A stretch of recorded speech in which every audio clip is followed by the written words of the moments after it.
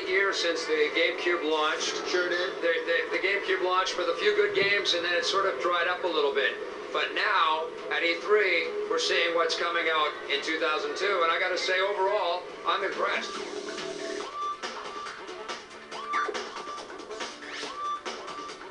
When you first initially start the game, you actually set the clock. So this is operating 24 hours a day, whether you're playing or not. So if we go on and play at 8 o'clock at night, it's actually going to be dark out in our town.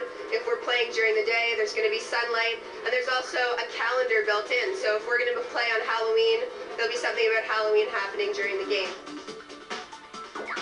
Eternal Darkness is unique because you have this insanity meter. Things will happen, like your body parts will start to fall off and you'll not know what's going on, and then you'll wake up like 2 seconds later going, what just happened?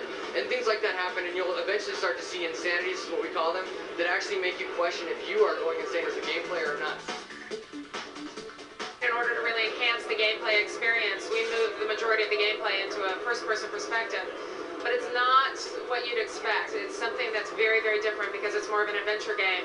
Metroid has always been about exploration and really, exploring the areas, and you're going to really experience that in this version of the game.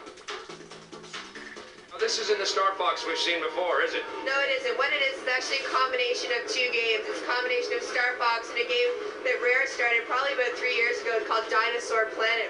What Rare's done is it actually combined the game, and for the first time you're actually going to see Fox McCloud get out of his spaceship and actually hit the ground.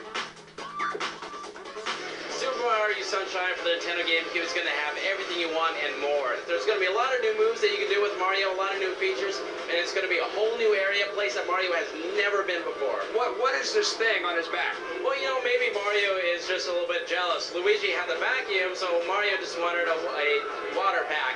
And you can also use that kind of like a hover pack as well to reach new areas, get over obstacles. In this game, you've got to control two characters simultaneously. You can switch them between the two of them on the fly by pressing a button. And you can control your secondary with the C stick on the GameCube. But if one of your characters dies, whether they're together or not, your game is over. The game takes place a lot on a train, and every little piece of that scenery is moving. So look at a table cloth, look at a frying pan, you're going to see smoke rising and bubbles. It's really adding to the overall feel of the world. As all Star Wars fans, ever since the first movie, I've always wanted to know more about the Clone Wars, and this is the first chance to do that. It's a mission-based vehicle combat game for the most part, similar to Rogue Leader. The difference is we have a lot more variety in the craft that you can pilot. We've got the gunship from the movie, there's a speeder bike, hover tank, assault walker. For a few missions, you can actually get out on foot and use a lightsaber. This is the first time we're going to meet Zelda's sister, Ariel. And in the story of this game, she's been kidnapped, and as Link, you're going to try and rescue her. Now, I heard somewhere that this is kind of like a prequel for all the Zelda series. So that's why Link looks so young? Is that the reason? Could be. We'll have to ask Miyamoto next time we see him. Wow, things are just crazy here at E3.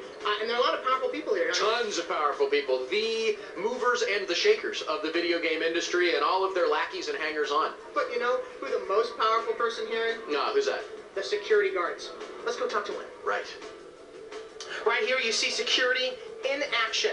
Look closely, you can see that she has what we in the industry know as the ninja thumb.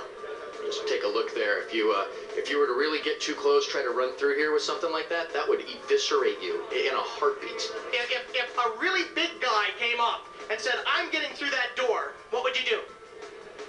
Probably hit him with something. Hit him with something like what? Like a keyboard or a joystick or what? Anything. Something? Yeah. Do you know any kind of martial arts? No. Do you know any kind of self-protection? Hit him with something. Do you carry protection? Yeah. What kind of protection? Trojan. Thank you very much. This has been the security guard James, and this is G4. Can we get a couple quick words with you?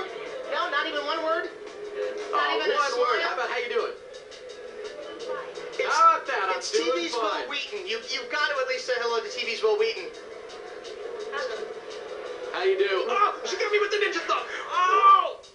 Somebody wanted to get snuck into this place. If somebody was like, maybe they lost their badge. Cash. Wait, yeah? Cash? What does it cost? $10 a person. $10 a per... This is great. Okay, so if you want to get down here, get into the show, you don't have the $300 for a media pass, come see James, $10, you are in. You love video games, don't you? Yes, I have to admit it, yes. What are some of your faves? What do you like the My most? favorites are Ghost Recon. I've been playing a lot of Rainbow Six. Obviously, I'm heavily into the first-person shooters and third-person shooters. And I used to be into shooters, but then I'd wake up in a field with a small animal. But I understand that you named your daughter Zelda. Is that correct? That's very true. Yes. And a son named Cody. What game is that from? Well, I heard a rumor that you love Zelda so much you named your daughter Actually, Zelda. my first son, Zachary, named her Zelda, loving the game so much. It's a great name. And people think, oh, it's F. Scott Fitzgerald? No, it's the video game, Zelda. Now, does Nintendo know that? I wish. Well, we're in the PlayStation booth, which isn't really PC, but wait a minute, I'm all confused now. No, wait, we've lost track. We have lost track. We have Game Boy envy. Yeah, so come. Send out PC. It's going to represent to the people with the PC with a hard drive. That's the size of the hard drive. It's how you download. Keeping it real. Now, did you bring your whole family here with you? No, are you out of your mind? My son is somewhere out here. Please help me digitize my child. NFL Fever 2003, great game. I love it. It's realistic, you know. I mean, you can tell by the graphics, you can tell by the way that they designed the game that it's really capturing what we do on the football field and taking it to another level. I saw one of my teammates, he has a kind of disfigured elbow, it's on the game. I mean, those little details you don't really get unless someone is really cooperating and paying attention to what we do. One of my best friends, her boyfriend, Mixmaster Mike, he's like one of the most famous DJs in the world. He loves video games, and I always hear from her that, you know, sometimes she wants to do things, and he just won't stop playing. There are so many great choices of games at E3 in 2002. I have no idea how they're going to top themselves in 2003. They wanted to do a horror action game that had a little bit different twist to it. So they took my film and they started it right when the movie ended. The environment that you're playing in and the backgrounds are just incredibly rendered. They really do look like the movie. I think it's a great game.